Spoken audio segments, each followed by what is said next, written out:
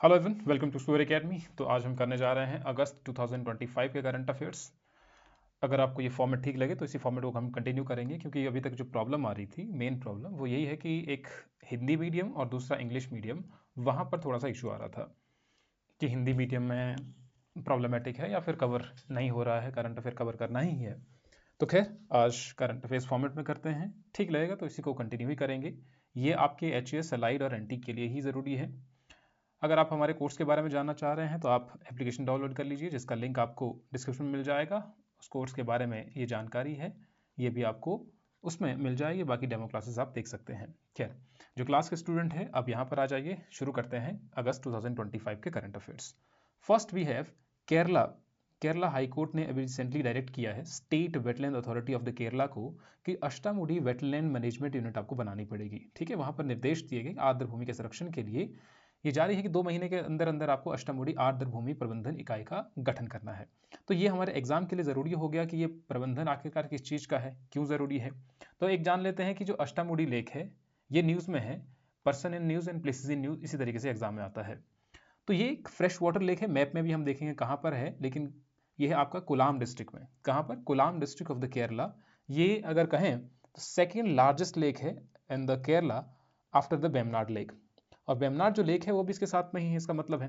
तो अभी देखिएगा साथ में ही, और यहाँ से तो नहीं लगेगा पता, लेकिन फिर भी the second largest lake in the Kerala. तो यानी केरला में एक बेमनाड लेक इंपॉर्टेंट है और दूसरी अष्टामुडी लेक है।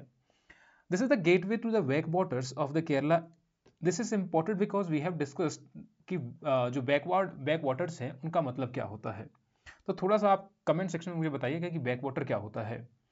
It is a large palm shaped, also describe octopus shaped. Octopus की बॉडी कैसे होती है ना, आप अपना हाथ खोल दीजिए तो उस तरीके से आप कह दीजिए। आप हिंदी वाले जो हिंदी मीडियम के स्टूडेंट है वो यहाँ पर आप भी देख सकते हैं, जिसको ऐसा लग रहा है कि यहाँ पर, क्योंकि एक ही मीडियम हम बता पाएंगे।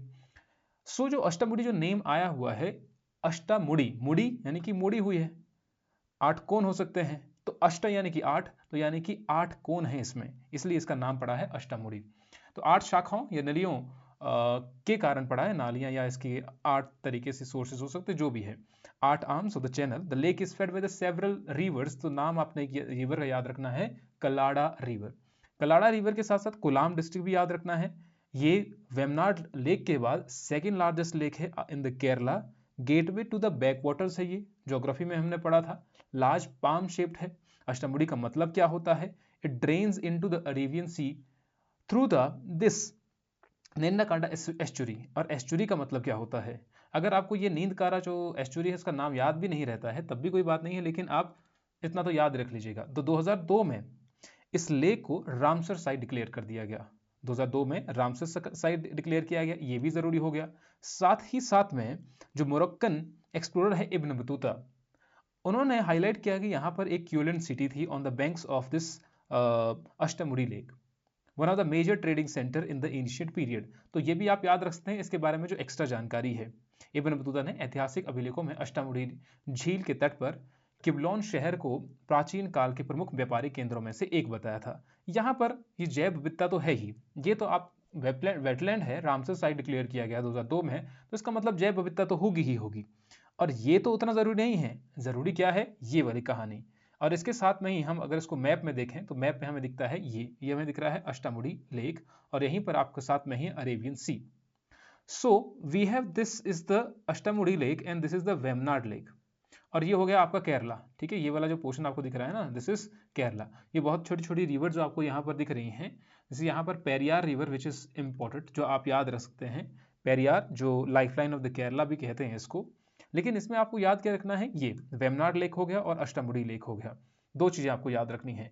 और बाकी सब चीज़ें हाई कोर्ट केरला ने अष्टामुडी वेटलैंड भैया मैनेजमेंट यूनिट आपको बनानी पड़ेगी 2 महीने में। और साथ ही साथ में Kollam district of the Kerala में है, सेकंड लार्जेस्ट लेक है केरला में after Vembanad lake. Backwaters का गेटवे कहा जाता है। पाम शेप की है, ऑक्टोपस शेप किसी से कह सकते हैं हम। अष्टामुडी नाम कैसे पड़ा है?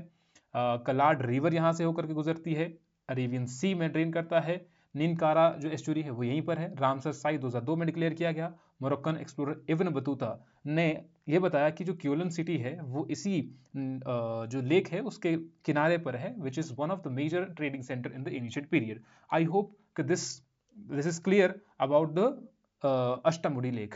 क्लियर? नेक्स्ट पे आते हैं।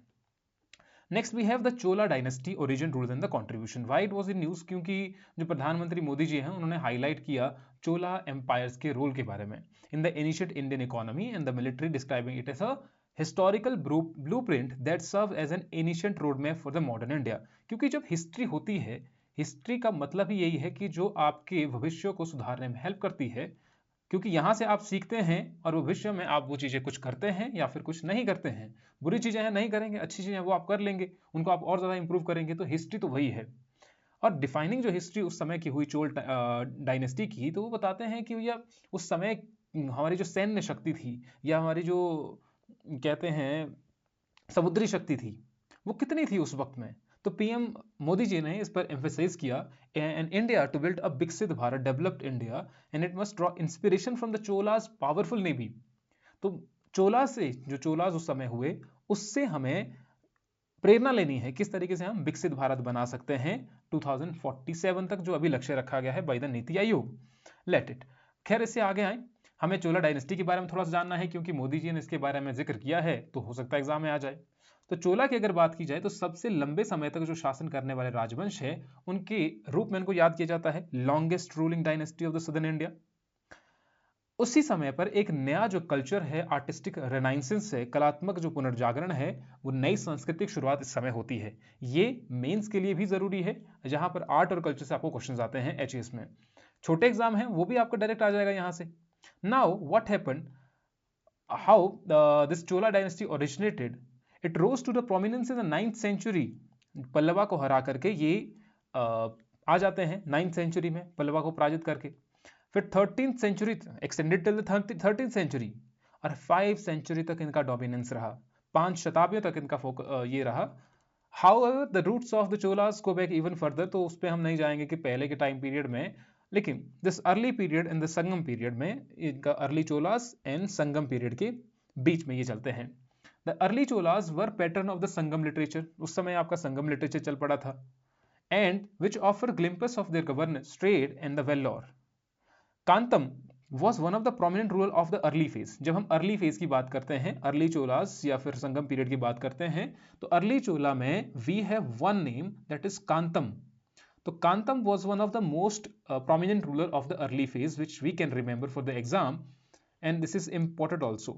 तो कांतम आपने याद रखना है, कांतम प्रारंभिक चरण की अगर बात। मध्य चरण की बात करें, मध्य चरण में जो मीडिएवल पीरियड था, उस समय चोलास अपने जिंद पर पहुंच गया, पावर की अगर बात करें चरम तक पहुंच गया था अपने। Beginning with the ruler like Aditya one, Parantaka one, है ना, आदित्य प्रथम हो सकता है, परंगत है, and reaching its peak under the Raja Chola one and Rajendra Chola one. Later this Kulothunga Chola extended Chola influence into Kalinga, जो प्रेजेंट है ओडिशा तक चल रहा। खैर, हमारे लिए जरूरी है उन्होंने किस तरीके से हराया, कुछ एक मेजर जो रूलर हैं चोलास पीरियड के, वो हम एक बार देख लेंगे, तो हमें पता चल जाएगी स्टोरी किस तरीके से इन्होंने इन्फ्लुएंस किया दूसरे राज्यों को, और किस तरीके से अपने राज्यों को फ्लोरिश किया, अपनी सैनिक शक्ति को बढ़ाया, अपनी जो सी में था किस तरीके से उन्होंने एक्सपोर्ट इंपोर्ट किया।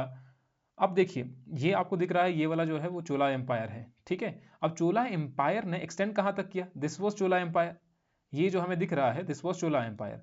अब इस चोला एम्पायर से आप सोचिए उन्होंने कहां कहां पर ये फ्लोरिश किया। ये यहाँ पर भी श्रीलंका वाला जो पोर्शन है, ये भी चोला के अंदर ही आता था।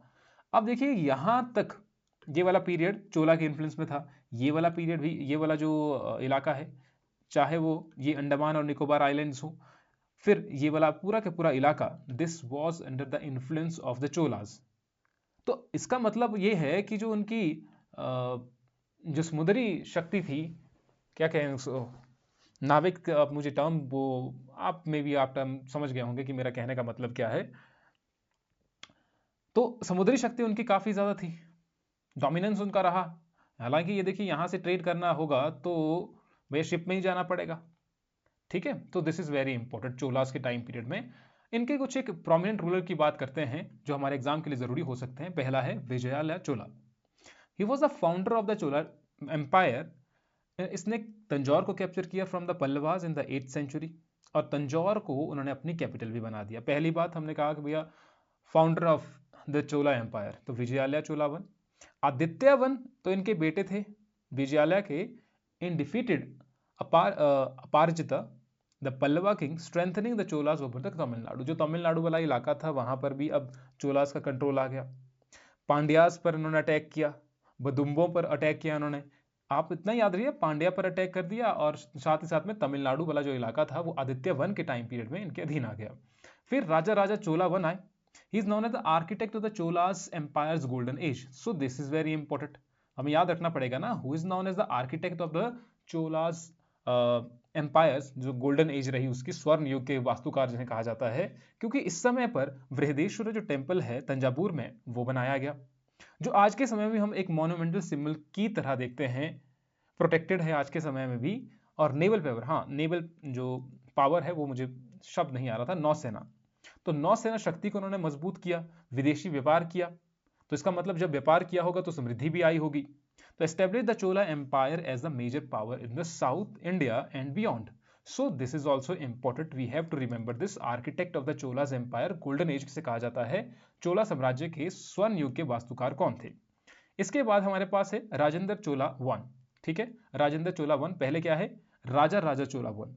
फिर हमारे पास है Rajendra Chola one, he was son of the Raja Raja Chola one, यानी कि इससे पहले अगर बात की जाए तो गेंजीज रिवर तक या साउथ ईस्ट एशिया तक इन्होंने एक्सपेडिशंस किए, वहां तक इन्होंने अभियान किए।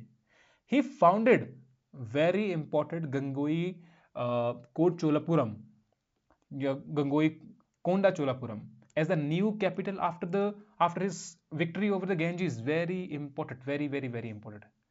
तो भैया ये जो कैपिटल थी वो कब बनाई गई? जब वो गेंजीज वाले इलाके में गए, साउथ ईस्ट एशिया में गए, तो इन्होंने, इसका मतलब है साउथ इंडिया से बाहर निकल करके, साउथ इंडिया से बाहर निकले इन्होंने, गंगा, दक्षिणी पूर्व एशिया, वहां पर भी इन्होंने कंट्रोल करना चाहा। और जब उन्होंने गंगा पर विजय पाई, यानी गेंजीज वाले इलाके पर, तो गंगोई कोंडा चोलापुरम में इन्होंने अपनी नई कैपिटल बनाई as the victory. Clear? And he was also known as the Gangaikonda Chola. Ganga है ना, गंगा से यहीं से आ रहा है, यहां से आ रहा है गंगा, तो Gangaikonda Chola as the victor of the Ganges for the conquest over the Ganges along the Ganges river.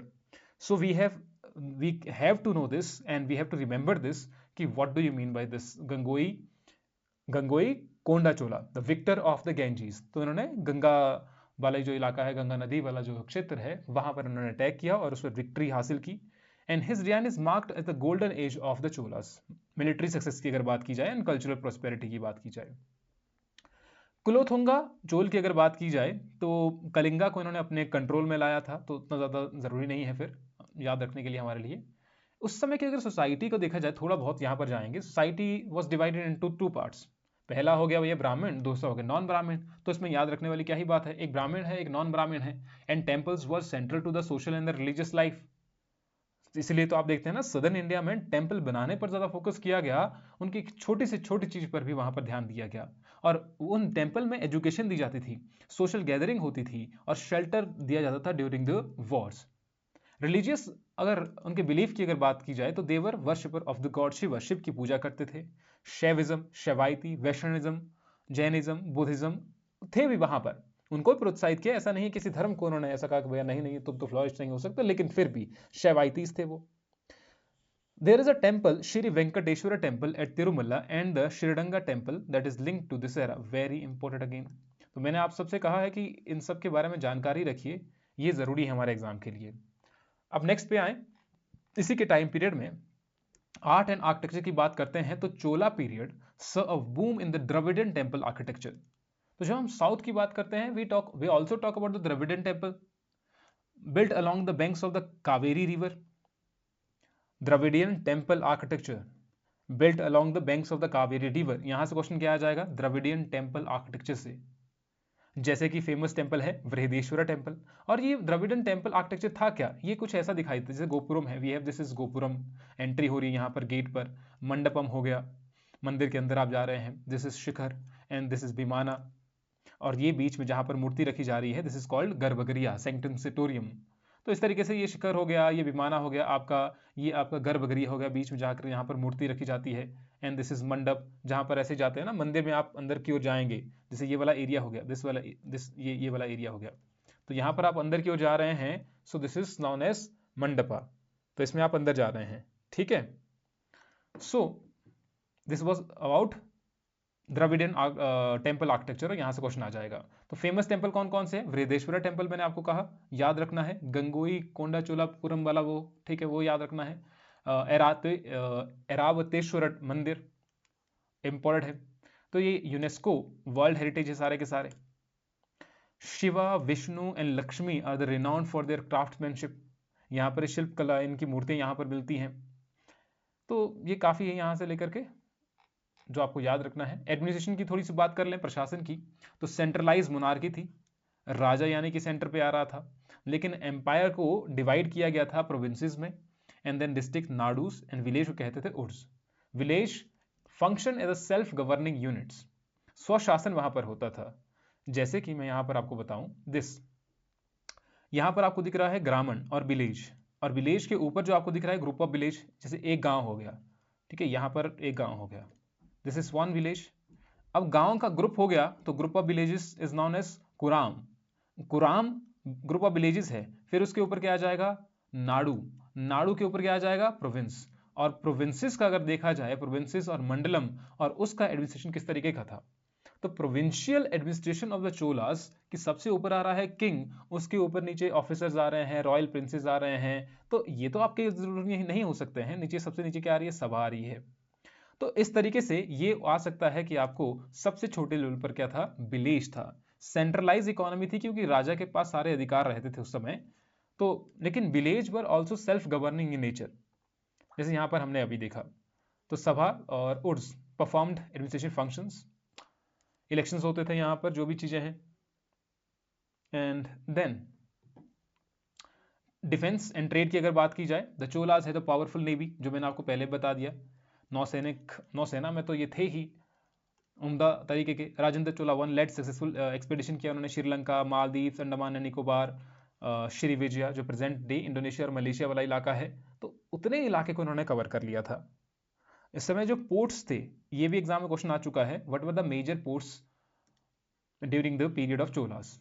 तो एक हो गया हमारे पास नागापट्टिनम, दूसरा हो गया Kaveri Pattinam, and this is Arikamedu, were bustling centre of the international trade, very important again. इसको भी याद रखना है क्योंकि एग्जाम में क्वेश्चन आ चुका है। बाकी ये जो पीडीएफ है मैं आपको शेयर कर दूंगा, लेकिन डू रिमेंबर दिस थिंग। तो ये हमने देख लिया। Next we have national film festival. वैसे यहाँ से क्वेश्चन आने की जो संभावना है अब कम हो चुकी है इंटरनेशनल फिल्म फेस्टिवल की अगर बात की जाए। तो अगर इस समय की देखा जाए, 71st national film award Shahrukh Khan और Vikrant share best actor honour, and 12th Fail को दिया गया best feature film. This is a term that is feature film and non feature film. यहां पर आप देखेंगे अवार्ड कैटेगरी में फीचर फिल्म है, नॉन फीचर फिल्म है, and best writing on the cinema. ठीक है, ये अवार्ड कैटेगरी अगर देखी जाए तो फीचर फिल्म में we have this. Feature film जो सबसे अच्छा दिया गया वो 12th फेल को दिया गया। नॉन फीचर फिल्म में भी यहां पर लिखा हो कहीं पर, ये दिया गया best film national award, best direction and best documentary. लेकिन ये याद रखने की जरूरत नहीं है आपको, सारी की सारी एग्जाम में आने की संभावना कम है। बेस्ट चिल्ड्रन फिल्म हो गया नाल 2 मराठी में, बेस्ट प्रोडक्शन डिजाइन है, do not, no need to remember this thing. ये बेस्ट ये रखना है। फीचर और नॉन फीचर का मतलब है जो छोटी फिल्म हो थोड़ी सी, एक होती है ना बड़ी फिल्म है पूरे कमर्शियल पर्पज के लिए बनाई गई है। तो we have non feature film also which is shorter. तो उस तरीके से आप समझ लीजिए। एस्टेब्लिश्ड 1954 में इसको एस्टेब्लिश कर दिया गया था, लेकिन ये शाहरुख खान और विक्रांत दोनों आप याद रख सकते हैं। ठीक है जी, I think this is enough. इसमें ज़्यादा जाने की ज़रूरत नहीं है। इसमें एक कमेटी अपॉइंट की जाती है गवर्नमेंट के द्वारा कि किस किस को अवार्ड, क्या अवार्ड देना है। Indira Gandhi award for the best debut film of the director, best debut film of the director कर दिया गया, नाम चेंज कर दिया गया इसका। Nargis Dutt award for national integration को best film feature film promoting national कर दिया गया। तो इसको आप याद रखने की जरूरत नहीं है, इसको आप पढ़ सकते हैं if you want to. Next, semi cryogenic engine, very important. तो हमें जानना ये पड़ेगा कि भैया क्रायोजेनिक इंजन क्या होता है, पहले ये सब चीजें। तो हुआ क्या, first LVM3 launch vehicle. So this is launch vehicle, ये नाम किसका है? LVM3 is the name of the launch vehicle with semi cryogenic stage slated to fly in 2027। तो यही इसका मतलब है 2027 तक ही चला जाएगा। लेकिन इसमें टर्म क्या है? पहली टर्म है सेमी क्रायोजेनिक, दूसरी टर्म क्या है? ये LVM प्रक्षेपण यान। ये दो ही चीजें यहां पर जरूरी है। तो कहने का मतलब ये कि पहला जो LVM-3 लॉन्च व्हीकल है जो इक्विप्ड होगा सेमी क्रायोजेनिक इंजन से, वो 2027 में उड़ान भरेगा। ठीक है जी। लेकिन होता क्या है अब ये सेमी क्रायोजेनिक इंजन, जिसमें आपका लिक्विड ऑक्सीजन यूज किया जाता है, केरोसिन, जानते हैं इसके बारे में, हम पूरा डिटेल में जानेंगे इसको, हाई थ्रस्ट रेशो, ये सब चीजें होती है और इसके क्या बेनिफिट होते हैं, नॉन टॉक्सिक होते हैं, advantage of the cryogenic engine क्या है, देखते हैं जरा। पहले जानते हैं ये कि क्रायोजेनिक्स होता क्या है। क्रायोजेनिक्स मतलब से which deals with the very working with very and very cold things, colder than ice, ice से भी ठंडा है, colder than refrigerator, even colder than the Antarctica. ठीक है, आप सोचिए कि कितनी ठंडी चीजें हैं। तो क्रायोजेनिक का मतलब है working with very very cold things, बहुत ठंडी चीजें। और वो ठंडी चीजें कितनी होंगी? वो रेफ्रिजरेटर से ठंडी हो सकती है, इवन कोल्डर देन अंटार्कटिका। और साइंटिस्ट करते क्या हैं कि इसको लगभग -150 डिग्री से भी ठंडा कर देते हैं। ठीक है, और वो उसके बाद क्या हो जाता है कि वो they convert into liquid after certain temperature. अगर हम 150 डिग्री सेल्सियस की बात कर रहे हैं तो उसके नीचे कुछ एक जो ये होते हैं, वो कुछ एक गैसेज जो होती हैं वो कन्वर्ट हो जाती हैं लिक्विड में। अब cryogenic is used to help rocket lift heavy things into the space, कि इसको भैया ऊपर पहुंचाने के लिए इसका यूज किया जाता है। अब होता कैसे ये? फॉर एग्जाम्पल जो लिक्विड नाइट्रोजन है यानी कि उसको ठंडा कर दिया गया। जैसे लिक्विड नाइट्रोजन जो है वो ठंडी कब होगी? -100। जब लिक्विड कब होगी? वो लिक्विड नाइट्रोजन का मतलब है नाइट्रोजन को, सॉरी लिक्विड नाइट्रोजन नहीं दिया हुआ ना, तो लगभग उतने ही टेम्परेचर के आसपास वो। तो nitrogen it very cold and is often use for the cooling purpose. तो नाइट्रोजन का यूज क्यों जाता है? कूलिंग पर्पज के लिए किया जाता है। ठीक है, कूलिंग पर्पज के लिए। लिक्विड ऑक्सीजन, जैसे यहां पर है we have liquid oxygen, liquid oxygen कब बनेगी? तो oxygen become liquid at -183 degree Celsius. ठीक है, तो ऑक्सीजन का है, ऑक्सीजन 100 -183 डिग्री सेल्सियस पर लिक्विड हो जाएगी। और वो लिक्विड ऑक्सीजन करेगी क्या? That liquid oxygen is used in the rocket to help the fuel to burn efficiently during the launches. और ऑक्सीजन तो वही तो करता है ना, ऑक्सीजन हेल्प करता है आपके जलने के लिए। मान लीजिए कोई भी, मान लीजिए आग जल रही है, तो आग जलने के लिए वी नीड दैट ऑक्सीजन। बिना ऑक्सीजन के तो आग भी नहीं जलेगी। ठीक है, इस चीज को याद रखिएगा, बाद में हम कहेंगे कि बिना ऑक्सीजन की बायोचार में, तो इसलिए याद रखो यहां पर ऑक्सीजन की नीड है। तो लिक्विड नाइट्रोजन क्या करता है? मेन गैसेस जो क्रायोजेनिक में यूज की जाती हैं उसमें से है लिक्विड नाइट्रोजन। लिक्विड नाइट्रोजन का प्रयोग किया जाता है उसको ठंडा रखने के लिए। लिक्विड ऑक्सीजन का प्रयोग किया जाता है उसको बर्न करने के लिए, फ्यूल को बर्न करने के लिए, क्योंकि आग लगेगी, आग लगाने के लिए हम ऑक्सीजन चाहिए होगी उसमें। लिक्विड हाइड्रोजन क्या करेगा? is used as a rocket fuel because it gives a lot of energy when burned. Liquid helium क्या करता है? Super cooled machines like MRI scanners to keep them cool. Liquid argon क्या करता है? Scientific experiment जो laboratories में किया जाता है। अब ये जरूरी नहीं है कि ये इस वाले में इस क्रायोजेनिक में यूज किया जाता है। दीज आर मेन गैसेस, और we can say these are the main gases जो क्रायोजेनिक में यूज की जा सकती हैं, जो आफ्टर सर्टेन टेम्परेचर वो लिक्विड हो जाती हैं। ठीक है, जैसे कि लिक्विड नाइट्रोजन है, लिक्विड ऑक्सीजन है, लिक्विड हाइड्रोजन है, लिक्विड हीलियम है, लिक्विड आर्गन है। तो ये एक सर्टेन टेम्परेचर के बाद लिक्विड में कन्वर्ट हो जाती हैं। अब इन गैसेस को कहा जाता है cryogenic liquids because they stay at there liquid form only at a very low temperature. जो मैंने आपको भी कहा कि ये लिक्विड में कब कन्वर्ट होंगी? At a very low temperature. अब क्रायोजेनिक में दिस फ्यूल लिक्विड हाइड्रोजन है जो सुपर कोल्ड होता है, एंड एयर हेल्पर जो लिक्विड ऑक्सीजन है। एक तो फ्यूल है और दूसरा हमारे पास है लिक्विड ऑक्सीजन। जब हम क्रायोजेनिक की बात कर रहे हैं, I am not talking about semi cryogenic, वो तो अलग शब्द है। अभी तक हम देख रहे हैं यहां पर क्रायोजेनिक्स। क्रायोजेनिक्स क्या होता है? तो क्रायोजेनिक्स का मतलब है जब ठंडी चीजों के बारे में हम देख रहे हैं कि भैया साइंटिस्ट क्या कर रहे हैं कि कुछ गैसेस हैं, उनको उनका टेम्परेचर इतना ठंडा कर रहे हैं, आइस से ठंडा कर रहे हैं, -183 डिग्री सेल्सियस तक ले जा रहे हैं, तो वो लिक्विड फॉर्म में कन्वर्ट हो रही है, तो उसको कहते हैं हम क्रायोजेनिक्स। तो क्रायोजेनिक्स में इन यूज क्या क्या की जाती हैं ये मैंने, उनका काम क्या होता है वो भी बता दिया मैंने। नाउ इंजन में क्या होता है, जो ये क्रायोजेनिक इंजन होते हैं इनमें होगा क्या, that liquid oxygen and the liquid hydrogen उनको बर्न किया जाएगा टुगेदर इनसाइड द इंजन। तो जब भी कोई चीज जलेगी यहां पर वो जलेगी ऐसे नहीं है, धीरे धीरे धीरे जलेगी। This these liquid oxygen and liquid hydrogen जब बर्न करेंगे वो बहुत ज्यादा एनर्जी रिलीज करेंगे और वो पुश देंगे ऊपर को। जो अभी तक हमारे पास रॉकेट है ना, रॉकेट को हम भेज रहे हैं तो रॉकेट को पुश मिलेगा, pushes the rocket upward, and this take very cold fuel and very cold oxygen burn them and create a huge push that helps to rocket fly very high। तो ये अगर बहुत दूर तक हमें भेजना है तो हम क्या करेंगे, लिक्विड हाइड्रोजन हो गया, लिक्विड ऑक्सीजन हो गया, उन दोनों को वो इंजन में है तो उनको बर्न कर दिया टुगेदर, एनर्जी रिलीज होगी। जब एनर्जी रिलीज होगी तो रॉकेट को पुश मिलेगा और वो ऊपर की तरफ बहुत दूर तक चला जाएगा। ये धीरे धीरे चलेगा, अलग अलग स्टेजेस में चलेगा।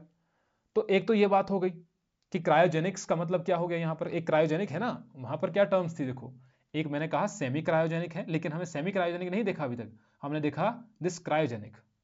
और दूसरा हमारे पास है ये LMB, इसके बारे में चर्चा करेंगे अभी। तो हमने देखा सिर्फ क्रायोजेनिक क्या होता है, क्रायोजेनिक्स का मतलब क्या होता है, लेकिन दूसरा ये कह रहा है कि सेमी क्रायोजेनिक्स है। जो हमारे यहां पर करंट अफेयर में बात आई वो आई बात सेमी क्रायोजेनिक्स की। ये this first LVM-3 launches vehicle, the semi-cryogenic stage slated to be fly in 2027। तो इसका मतलब यह है कि हमें इसके बारे में थोड़ा सा जानना पड़ेगा। अब जानते हैं जरा कि सेमी क्रायोजेनिक्स क्या होता है। क्रायोजेनिक्स आई होप कि क्लियर है। सेमी क्रायोजेनिक्स में क्या होगा, ऑक्सीडाइजर इज लिक्विड ऑक्सीजन, ठीक है भैया, जिससे आग जलेगी वो तो यही होगा, आग जलाने के लिए हमें ऑक्सीजन की ही जरूरत पड़ेगी। लेकिन फ्यूल जहां पर पहले हम यूज कर रहे थे हाइड्रोजन, यहां पर फ्यूल क्या यूज कर रहे हैं, kerosene, the normal fuel which is used in the aeroplane वगैरह हो गए या एरोप्लेन फ्यूल हो गया जो भी है। So we use normal liquid fuel, fuel का यूज हम ये कर रहे हैं, और ऑक्सीडाइजर का यूज कर रहे हैं हम लिक्विड ऑक्सीजन, क्योंकि जलने के लिए इसकी जरूरत होगी ऑक्सीजन की। So it gives strong power but easier to handle than the cryogenics, क्योंकि क्रायोजेनिक वाला थोड़ा कॉम्प्लेक्स वाला होता है, ये थोड़ा इजियर है, साथ ही साथ में ये सस्ता भी है। तो पावरफुल हो गया, easier to store the fuel है, चीपर टू ऑपरेट है, and good for launching the rocket from the ground, यानी कि छोटे छोटे अगर हमें ज्यादा दूर तक हमें रॉकेट्स नहीं भेजने हैं तो उसमें ये हेल्प करता है। तो first stage of the rocket में हम यूज करते हैं दीज इंजन का। अब क्यों, अगर भारत की बात करते हैं तो भारत ने क्या ऐसा किया है कुछ क्रायोजेनिक्स के केस में, थोड़ा बहुत जानते हैं। तो 1994 में इंडियन गवर्नमेंट ने अप्रूव किया क्रायोजेनिक अपर स्टेज प्रोजेक्ट, कि भैया पहली स्टेज दूसरी स्टेज क्या कौन से चरण होते हैं रॉकेट के, हम जानेंगे अभी। तो ये मान लीजिए कि जो अपर स्टेज है रॉकेट का, वहां पर गवर्नमेंट ने स्टार्ट किया कि हमें क्रायोजेनिक इंजन बनाने हैं। फिर 2000 में इसरो ने बिल्ड किया फर्स्ट 7.5 टन क्रायोजेनिक इंजन। 2003 में इसरो ने टेस्ट किया पहला क्रायोजेनिक इंजन। और भारत 6 ऐसी कंट्रीज थी, उसमें से भारत एक भी था, भारत उसमें से एक था। 2014 में इसरो ने लॉन्च किया GSLV DF rocket using a cryogenic engine successfully, this is also important, 2014 की बात है। फिर 2023 में ISRO use the CE-20 engine for the Chandrayaan 3 mission, India's largest cryogenic engine with advanced technology. So we have to remember this also. अगर आपको यह पता लग गया कि क्रायोजेनिक इंजन का अर्थ क्या होता है, और थोड़ा बहुत मुझे कमेंट सेक्शन में भी बताना है कि आप यहां तक पहुंच चुके हैं, मुझे ऐसे पता तो लगेगा नहीं कि आप यहां तक पहुंच चुके हैं। तो कमेंट सेक्शन में बताइएगा कि आप यहां तक पहुंच चुके हैं, आपको ये वीडियो ठीक लग रही है तो कंटिन्यू करेंगे, नहीं तो फिर आपकी इच्छा है, ये आपके लिए ही है। क्योंकि करंट अफेयर आप लोगों को कवर नहीं हो रहा है साथ ही साथ में, तो कोशिश कर रहे हैं कि करंट अफेयर भी आपका HS के एग्जाम के लिए कवर हो जाए, चाहे HS का हो, चाहे अलाइड का हो, NT का हो, कोई दूसरे एग्जाम हो तब भी बात हो गई। तो की milestone in the cryogenic technology in India किस तरीके से आपका शुरू होता है, तो हमें यहां से वो पता लग गया। ठीक है, 1994 में शुरू, 2000 में एक क्रायोजेनिक इंजन बनाया गया, 2003 में पहला परीक्षण किया गया, फिर उस 6 देशों में शामिल हो गया था भारत। 2014 में एक cryogenic engine GSLV DF rocket उसके साथ सफलतापूर्वक लॉन्च किया गया। और 2023 में जब हम चंद्रयान 3 की बात करते हैं तो उसमें भी हमने इस तकनीक का यूज किया। सो this is all about this thing, this is semi cryogenic engine. तो ये एडवांटेज क्या है, इसकी बेनिफिट्स क्या हैं, ऑल अबाउट दिस थिंग जो हमने यहां पर कवर कर लिया। अच्छा, साथ ही साथ में यहां पर बात हुई थी लॉन्च व्हीकल्स की। तो there are different different launch vehicles. उसमें से एक लॉन्च व्हीकल ये भी है जो ऊपर बताया गया था, LMV। ये वाला जो लॉन्च व्हीकल है देखो, LVM3।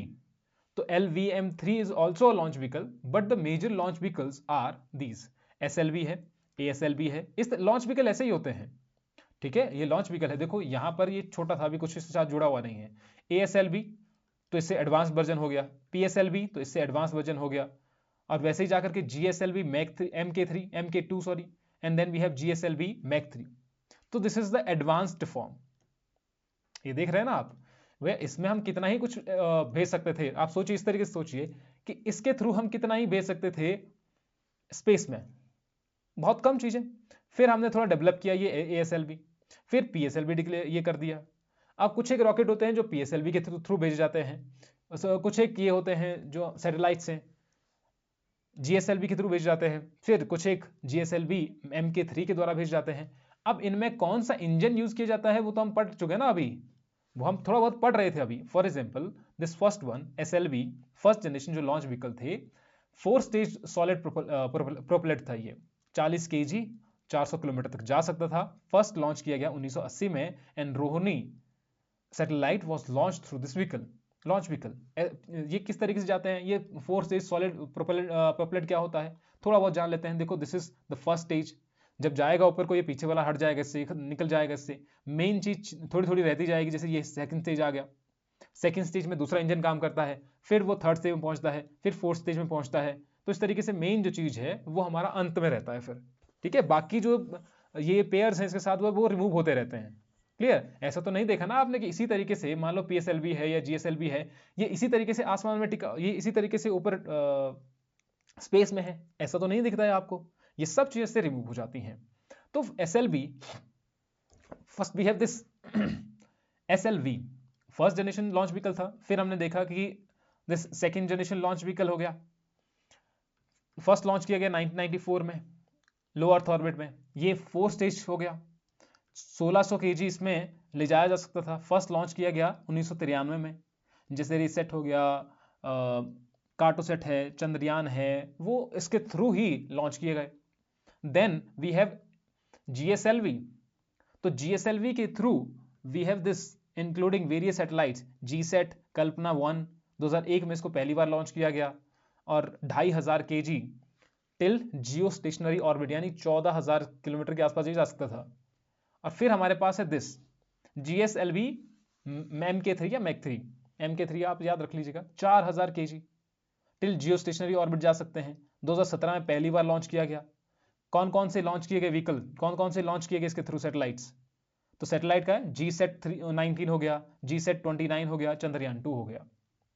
So these all are very important. I hope कि आप समझ गए होंगे कि इसमें जो इंजन यूज किया जा रहा है दैट कैन बी क्रायोजेनिक। ठीक है, cryogenic and semi cryogenic. Cryogenic, semi cryogenic वो इंजन की बात है। ये क्या है, ये लॉन्च व्हीकल्स हैं। Launch vehicle can be SLV, GSLV, PSLV, ये सारी चीजें हो सकते हैं लॉन्च व्हीकल, और ये स्टेजेस होती हैं इसकी अलग अलग। नेक्स्ट पे आते हैं अल सल्वाडोर। तो El Salvador ruling party passed a bill that will allow indefinite presidential री election and extend the presidential term for the 6 years। तो हाल ही में क्या हुआ, जो सल्वाडोर है वहां पर जो रूलिंग पार्टी है उन्होंने एक विधेयक पारित किया जहां पर अनिश्चितकालीन राष्ट्रपति चुनाव की अनुमति देगा, इंडेफिनिट प्रेसिडेंशियल री इलेक्शंस, कि भैया री इलेक्शन में कितनी बार होना है, an extend presidential term for the 6 year, 6 साल के लिए उन्होंने बढ़ा दिया है राष्ट्रपति का कार्यकाल। तो हमें ये पता होना चाहिए क्योंकि न्यूज में चला हुआ है, और ये है कहां पर, ये सेंट्रल अमेरिकन नेशन है, बॉर्डर्ड बाई दी स्टेट्स, लेकिन हमें American, North America, South America की बात हो रही है। So this is El Salvador. ठीक है, this we have El Salvador, यहीं पर आपको दिख रहा है अल सल्वाडोर। एक तरफ हमारे पास है कैरेबियन सी, इसको भी याद रखना है साथ ही साथ में। नीचे लग गया आपका साउथ अमेरिका। ठीक है, यहाँ पर आपका पनामा हो गया, कोस्टा रिका हो गया, ये आपने याद रखने हैं। एंड होंडुरस, ये भी आप याद रख सकते हैं। Guatemala is also important. ऊपर तो आपका मेक्सिको हो गया। खैर थोड़ा बहुत हमें ये पता होना चाहिए, कैरेबियन सी आपने याद रखना है, गल्फ ऑफ मेक्सिको यहाँ पर हमें दिख रही है मैपिंग वाला। And only central American nation without a coast on the Caribbean. Caribbean sea में इसका कोस्ट नहीं है, इस तरफ को है ना, पैसिफिक ओशन वाला है ये। ठीक है, मेजर लेक्स और major rivers they are not important, लेकिन इतना याद रखना है थोड़ा सा कि किस देश ने अभी हाल में ऐसा किया है। नेक्स्ट हमारे पास है Pilibhit tiger reserve. So why this Pilibhit tiger reserve? Pilibhit tiger reserve में the tiger population the Pilibhit tiger reserve has increase to around 80। कितने से बढ़ी है? पहले 71 थी, अब 80 हो गई। Over the past 3 years, according to an internal survey conducted jointly by PTR and the World Wide Fund for the Nature. So we have to remember this. भैया यहाँ पर टाइगर की जो पॉपुलेशन है वो बड़ी है, तो अगर बाघों की ये जनसंख्या इनकी बड़ी है तो हमें नंबर पता होने चाहिए वो ये है कहाँ पर। तो ये जो पीलीभीत है, Pilibhit district Lakhimpur Kheri district in the Uttar Pradesh में है आपका, in the upper Gangetic plains, biogeographic province not important, लेकिन आपको इतना पता होना चाहिए कि उत्तर प्रदेश में है।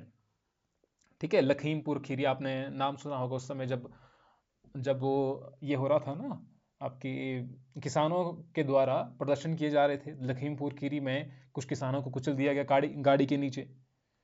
So you can remember that the River Gomti originate from the PTR, Pilibhit Tiger Reserve, which is also catchment of the several areas like Sharda हो गया, चूका हो गया एंड माला कनॉट हो गया। तो ये तो आप याद रखते हैं। और साथ ही साथ में कि साल जो वुडलैंड है is very dense with the good natural regeneration amounting to 76% of the reserve area. What you have to remember this साल के बारे में you can remember, which is very important. Gomti तो आपने याद रखना ही है, शारदा ये भी आपने याद रखना है, पीलीभीत डिस्ट्रिक्ट, और ये है कहाँ पर? ये हमें दिख रहा है यहाँ पर पीलीभीत टाइगर रिजर्व, ये यूपी वाला एरिया हो गया। क्लियर? सो ऊपर आपका लग रहा है नेपाल, और ये जो आपको इधर दिख रहा है दिस पीलीभीत, ये मैं यहाँ से इसको मार्क कर रहा हूँ, देखो Pilibhit, this is the Pilibhit tiger reserve in UP. ऊपर लग रहा है आपका Uttarakhand. So you have to remember this. ठीक है, इतना हमें पता होना चाहिए कि यहाँ पर जनसंख्या इनकी संख्या बड़ी है। नेक्स्ट हमारे पास है, ये उतना जरूरी नहीं है वैसे, इंडियाज इलेक्ट्रिक मोबिलिटी इंडेक्स। अब नीति आयोग ने ये लॉन्च किया है India's electric mobility index, the first of the kind tool developed to comprehensively track and benchmark the progress of the states and union territory to in achieving their electrical mobility goals. कि भैया electric mobility जो goals हैं वो आपके बड़े हैं या नहीं हैं, लेकिन वो इलेक्ट्रिक मोबिलिटी इंडेक्स मतलब क्या है? मतलब से वहां पर ट्रांसपोर्टेशन इलेक्ट्रिफिकेशन कितने स्तर तक हुआ है, क्या वहां पर चार्जिंग इंफ्रास्ट्रक्चर है, ट्रैक्स कैसे हैं वहां पर, रिसर्च इनोवेशन कैसे कर रहे हैं वो। तो ये सब चीजों का ट्रैक इलेक्ट्रिक की बात करें, इलेक्ट्रिक मोबिलिटी इंडेक्स, इलेक्ट्रिक गाड़ियां हैं, इलेक्ट्रिक ऑटो आ गए हैं, उन सब चीजों की बात हो रही है। तो उसके लिए क्या किया है, अभी हाल ही ने नीति आयोग ने लॉन्च किया, हमें पता होना चाहिए नीति आयोग के द्वारा ये लॉन्च किया गया है national India's electric mobility index. तो ये Indian state and union territory out of the 100 across 16 indicator किए जाएंगे। ये 3 कोर थीम्स हैं, ट्रांसपोर्टेशन, इलेक्ट्रिफिकेशन, चार्जिंग इंफ्रास्ट्रक्चर हो गया, ईवी रिसर्च एंड इनोवेशन हो गया। ठीक है, इतना हमें पता होना चाहिए। नेक्स्ट किसने लॉन्च किया है ये भी याद रखिएगा। नेक्स्ट हमारे पास है लीप 1। तो Indian space tech firm Dhruva Space आप सर्च करेंगे ऑनलाइन भी आपको मिल जाएगा। तो Dhruva Space is set to launch its first commercial satellite mission, that is Leap 1 abroad and this is SpaceX Falcon 9 rocket से। तो हमें यह पता होना चाहिए भारतीय अंतरिक्ष प्रौद्योगिकी फर्म जो ध्रुव स्पेस है, प्राइवेट है ये, तो फाल्कन 9 रॉकेट पर अपना पहला वाणिज्यिक उपग्रह मिशन दिस LEAP-1 लॉन्च करने के लिए तैयार है। दिस LEAP यानी कि launch experiment analyse and progress, LEAP इस Dhruva space debut commercial satellite. तो ये पहला कमर्शियल सैटेलाइट है जो क्या करेगा, that international payload for the AI and the earth observation. तो जो AI और पृथ्वी अवलोकन के लिए अंतरराष्ट्रीय पेलोड ले जाता है। तो Hyderabad based Dhruva space public private limited in collaboration with the Akula tech and Esper satellites. तो ये क्या करेंगे, demonstrate real time geospatial AI processing in the space किस तरीके से हो रहा है। तो you can remember this, there are 2 payloads, ये सारे हो गए, not important. Next we have Nilgiri tahr. तो नीलगिरी ताहर क्यों जरूरी है हमारे एग्जाम के लिए? रिसेंटली एक जॉइंट सेंसस हुआ इन केरला एंड तमिलनाडु में, they reported a population of 2668 Nilgiri tahrs. तो यहाँ पर केरल और तमिलनाडु ने, किसने, केरल और तमिलनाडु दोनों याद रखना है। तो वी हैव केरल और तमिलनाडु। यहाँ पर नीलगिरी जो ताहर्स हैं इनकी संख्या कितनी पाई गई है, 2668। लेकिन ये है क्या नीलगिरी ताहर, ये mountain ungulate endemic to the southern part of the western Ghat, जो वेस्टर्न घाट में ही आपको ये मिलता है। Also known by the various name, Nilgiri ibex इसको कहते हैं और सिंपली इबिक्स भी कहते हैं। Locally the animal is called as this, what is this, varayadu. बरियाडू भी इसको कहा जाता है, तो हमारे लिए जरूरी हो गया भैया। ये यहाँ से क्वेश्चन आया हुआ, कंसिडर द फॉलोइंग स्टेटमेंट और नीलगिरी ताहर्स, तो वेस्टर्न घाट में है। इसको और नाम से क्या जाना जाता है, नीलगिरी इबेक्स हो गया, सिंपली इबेक्स हो गया। सिंपली इबेक्स मतलब सिंपली इबेक्स भी आपको बोलते हैं, या नीलगिरी इबेक्स या फिर इबेक्स। और दूसरा, males are found to the larger than the females and have darker colour when mature. हम देखते हैं कि इसके बारे में अभी इतनी हाइट पर आपको ये देखने को मिल रहे हैं, 1200 से 2600 के मीटर की हाइट पर। And with the pockets of the stunted forest, जो शोला फॉरेस्ट है, यहाँ पर शोला फॉरेस्ट से भी क्वेश्चन आ चुका है, तो शोला फॉरेस्ट में हमें देखने को मिलता है। यहीं पर एरविकुलम जो नेशनल पार्क है in Kerala has the highest density and the largest surviving population of the Nilgiri tahrs. Endangered species है IUCN में, और वाइल्ड लाइफ प्रोटेक्शन एक्ट 1972 के तहत शेड्यूल 1 में है। So this is very important information, you have to remember this. तो Nilgiri ताहर्स Cliff God भी कहा जाता है। आपने देखा होगा कि ये से क्लिफ में जो बहुत ऐसी पहाड़ियां हैं ना, यहाँ पर चढ़ना ही बहुत ज़्यादा मुश्किल है, वहां पर आपने इस तरीके इसको चढ़ते हुए देखा होगा, है ना। तो पॉपुलेशन यहाँ पर लिखा हुआ है एक 1800 से लेकर के 2000 के बीच में, but the latest 2668। So you have 2668 इनकी पॉपुलेशन की अगर बात की जाए। Horn in the both sexes curves uniformly back and they reveal their age। ये वाले कि उनकी कितनी उम्र है उनकी, तो उतने बड़े हो जाएंगे उनके। ये एरवाकुलम जो नेशनल पार्क है, मैंने आप वहां पर बता दिया। Of the Annamalai are the only place on the earth where the Nilgiri tahrs population exceed 300 से ज्यादा है वहां पर इनकी पॉपुलेशन नीलगिरी ताहर्स की। क्लियर, तो हमें ये पता होना चाहिए इस वाले एरिया में ये मिलते हैं सिर्फ। क्लियर, इसीलिए मैंने कहा कि एक तरफ आपका तमिलनाडु हो गया और दूसरी तरफ आपका केरला हो गया, नॉट इन द कर्नाटका वाला इलाके में। तो नीलगिरी में अगर जब हम बात करते हैं, नीलगिरी में तो हम यही बात करते हैं ना, वेयर दीज 3 मिल्स, ये 3 मिलते हैं। एक इधर से हो गया आपका, इधर से हो गया, ये ऊपर तमिलनाडु था, ये इधर आपका सर इधर ऊपर आपका कर्नाटका हो गया, तमिलनाडु हो गया, केरला हो गया। लेकिन दिस नीलगिरी ताहर्स ये आपके मिलते हैं ज़्यादातर इसी इलाके में, एक केरला वाला हो गया और एक आपका ये दोनों का मिक्सचर वाला इलाका हो गया, तमिलनाडु और केरला। ठीक है, वाइड स्प्रेड डिफॉरेस्टेशन वगैरह हो रहा है यहाँ पर, हाइड्रो इलेक्ट्रिसिटी, ये सब चीज़ें तो यहाँ पर नॉर्मल ही हैं। Clear, its closest living relative is the sheep and this is the state animal of Tamil Nadu. तो we have to remember this. Shola grassland में मैंने बताया आपको मिलते हैं, but you have to remember about this. Short notes बनाओ जैसे बनाना है, लेकिन you have to remember about this. Next we have hut on wheels. अब हट ऑन व्हील्स में क्या है कि मिनिस्ट्री ऑफ टेक्सटाइल ने लॉन्च किया हट on wheels mobile handloom market place during the 11th national handloom day in new Delhi. अब national जो हैंडलूम डे था वो तो आपका हुआ देखो ये 7 अगस्त को, और 7 अगस्त को ही क्यों होता है, एग्जाम में क्वेश्चन आ चुका है। 7 अगस्त को इसलिए होता है क्योंकि 1905 में स्वदेशी मूवमेंट इसी दौरान शुरू हुई, और इस बार की जो थीम थी that was this, my handloom my pride, my product my pride. ठीक है, प्रमोट्स दिस माई हैंडलूम। अच्छा, ये तो पहले वाली की थी। तो इस समय जो एप्लीकेशन की that was haat on the wheels. ठीक है, एक तो वो कर दिया शुरू।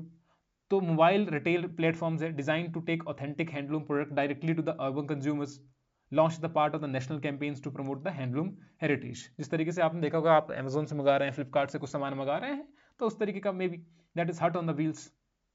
सीधे ही डायरेक्टली आपके कंज्यूमर तक पहुंचा देना है जो अर्बन कंज्यूमर्स हैं। And then we have national handloom day. मैंने आपको बताया फर्स्ट सेलिब्रेटेड, ये नहीं बताया, ये तो बता दिया था। तो ये हुआ आपका भरत मंडपम दिल्ली में हुआ, द्रौपदी मुर्मू जी यहाँ पर चीफ गेस्ट थी। And first this handloom day was celebrated in 2015 to commemorate the Swadeshi movement of 1905। Objective क्या है, to promote the handloom and empower these artisans. ये तो सिंपल सी चीज है। The major events that are going to be featured in the national handloom day were the 5 Sant Kabir award जो lifetime के लिए देने थे, ये लॉन्च ऑफ द हट on the wheels and loom hackathon by the IIT Delhi. तो ये सब चीज़ें तो उतनी ज़्यादा जरूरी नहीं है, लेकिन यू कैन रिमेंबर दिस कि नेशनल हैंडलूम डे कब होता है, क्यों मनाया गया था, दिस अबाउट दिस जबकि बात आएगी स्वदेशी मूवमेंट की, या बात आएगी कि किस तरीके से हम अपनी इकोनॉमी को खुद ज़्यादा बढ़ा सकते हैं, ये सब चीज़ें तो वो आप यहाँ से रिलेट कर सकते हैं। क्लियर। नेक्स्ट भी है biochar. What is this biochar? The Indian carbon market set to be launched in 2026. CO2 removal technology such as biochar are expected to play a crucial role. लेकिन हमें ये पता तो होना चाहिए कि बायोचार होता क्या है जिससे हम CO2 का रिमूवल कर रहे हैं, है ना। लेकिन ये बायोचार होता क्या है? तो बायोचार एक हाई कार्बन मटेरियल है that is made by heating. तो क्या होगा? Heating organic materials. Organic material को हम हीट करेंगे लेकिन विदाउट ऑक्सीजन। हम पहले बात कर रहे थे ना क्रायोजेनिक्स में, तो क्रायोजेनिक्स में we need oxygen, liquid oxygen.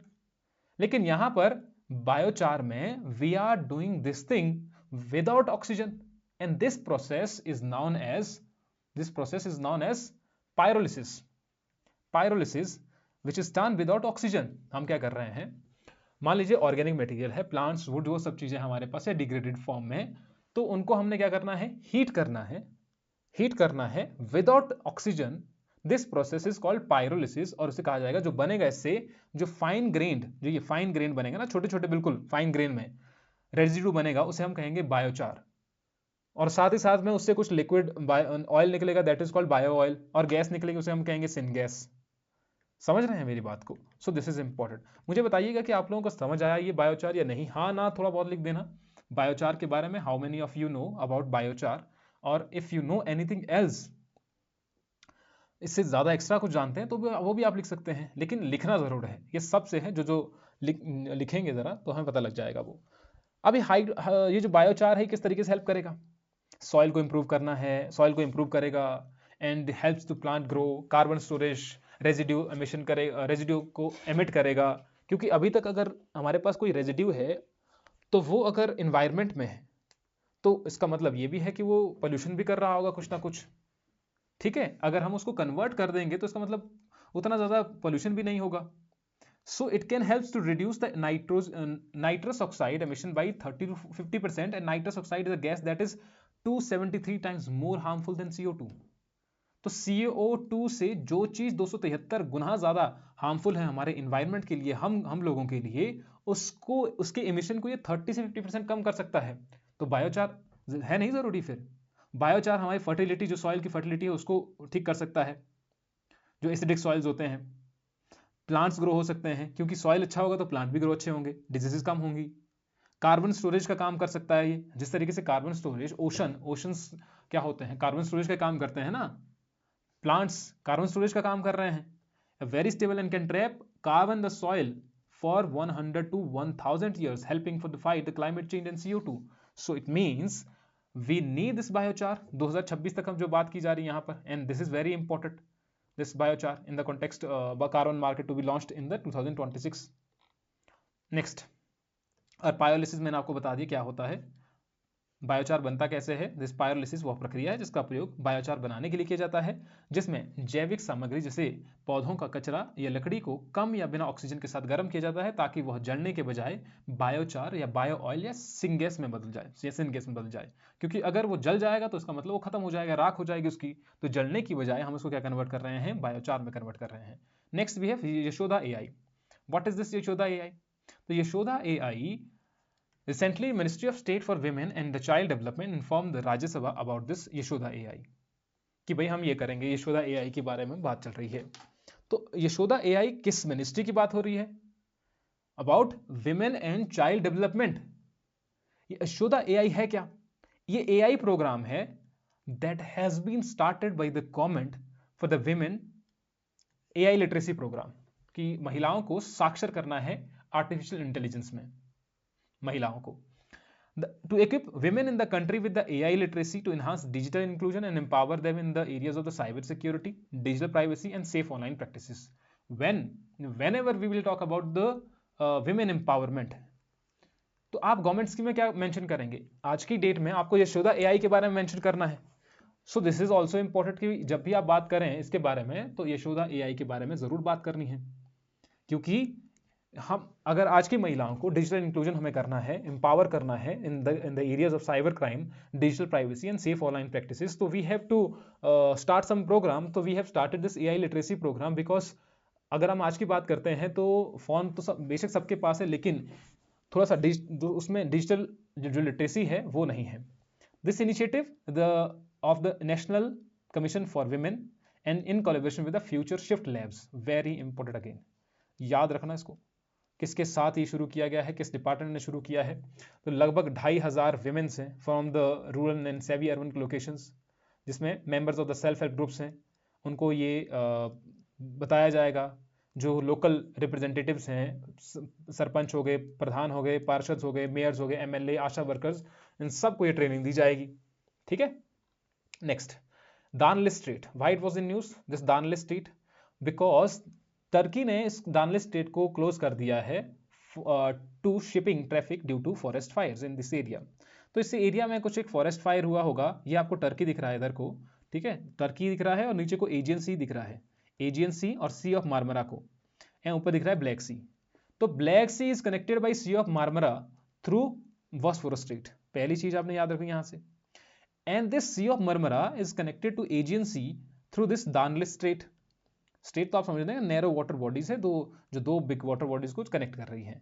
तो हमें क्या पता होना चाहिए इन दोनों के बारे में। जैसे कि यहाँ पर टर्की है तो बीच में दानलिस स्टेट हो गया, ये हमारा सी ऑफ मरमरा हो गया, और ऊपर हमारा ब्लैक सी हो गया, नीचे एजियन सी हो गया, और इसी के साथ में हमारा मेडिटेरियन सी भी है।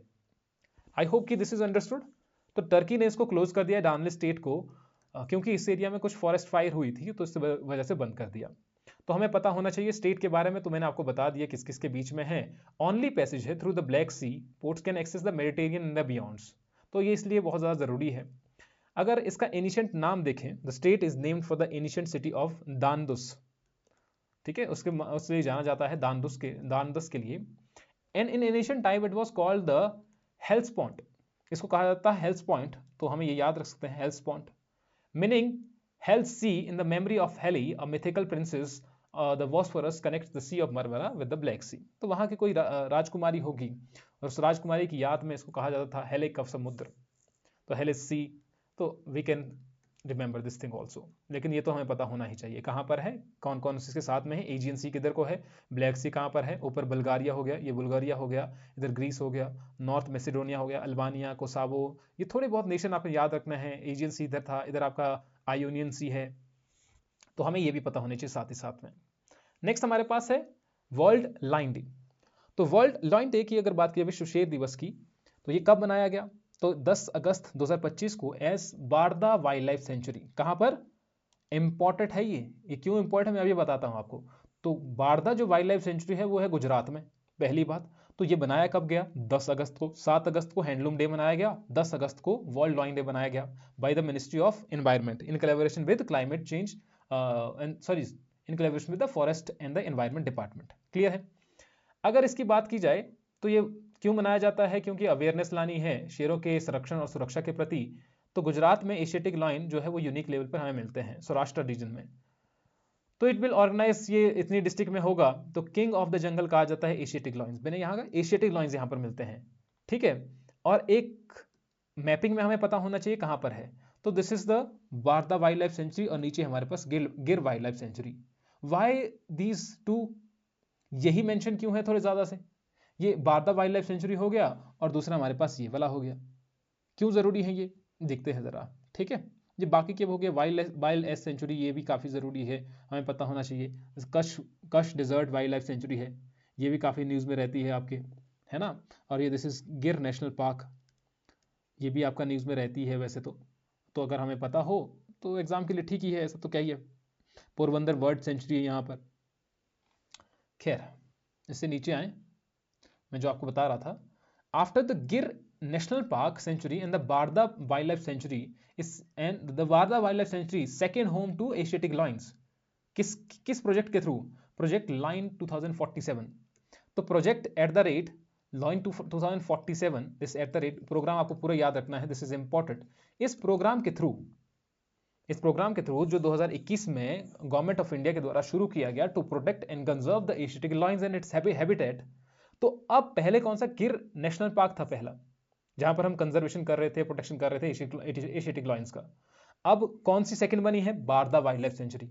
तो बारदा वाइल्ड लाइफ सेंचुरी में भी इनका कंजर्वेशन किया गया। तो ये हमारे लिए दोनों जरूरी नहीं हो गए, हमें ये पता होना चाहिए। क्लियर है? चलिए, आई होप कि this is clear. This is the Barda wildlife sanctuary and this is Porbandar. ये सारी चीजें हो गई, और इसको तो याद रखना ही रखना है, इसका कोई अल्टरनेटिव नहीं है। कालेश्वरम प्रोजेक्ट, कालेश्वरम जो प्रोजेक्ट है वो क्यों जरूरी है और न्यूज में क्यों है?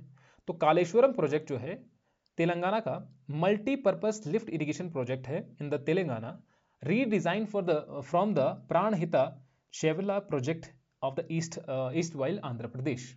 किस रिवर पर बनाया गया है? गोदावरी रिवर पर। तो ये बहुउद्देशीय लिफ्ट सिंचाई परियोजना है, यहाँ से पानी उठाया जाएगा, प्राणहिता जो रिवर है और जो गोदावरी रिवर यहाँ पर है, in the Kaleshwaram Bhupalpally and Telangana. ये वर्ल्ड का largest multi stage lift irrigation है, यानी कि मल्टी स्टेज पर, एक ही स्टेज पर नहीं, मल्टी स्टेज पर पानी इससे उठाया जाएगा और वर्ल्ड लेवल पर, वर्ल्ड में सबसे बड़े लेवल पर किया जाएगा। It is unique in terms of the reverse pumping mechanism and 7 links हैं इसके, 28 पैकेजेस हैं। ये सब चीजें आपको याद रखने की जरूरत नहीं है। 4 मेजिंग पंपिंग फैसिलिटीज हैं, द लार्जेस्ट इज यहां पर, लेकिन ये भी आपको याद रखने की जरूरत नहीं है। तो आपको याद कर रखना है this we have Godavari river. मुझे ये बताइएगा कि गोदावरी रिवर का ओरिजिन कहां से होता है। इसका मतलब मैं ये समझूंगा कि आप लोग यहां तक पहुंच चुके हैं, और हर एक ने ऐसा कमेंट करना है।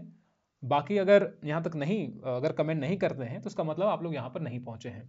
ठीक है, तो गोदावरी रिवर का ओरिजिन कहां से हुआ है, पहली बात इतना बता देना आपने।